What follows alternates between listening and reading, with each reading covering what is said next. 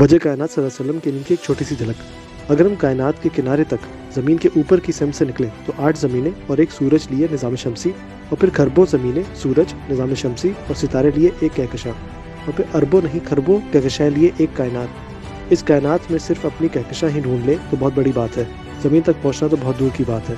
یہ صرف زمین کے اوپر کی سمت تھی، زمین کے نیچے سیدھے اور الٹے جانب کی الگ زمینیں، الگ ستارے، الگ کہکشائیں، پھر ان سمتوں کے بیچ مزید سمتیں، پھر مزید اور بھی سمتیں۔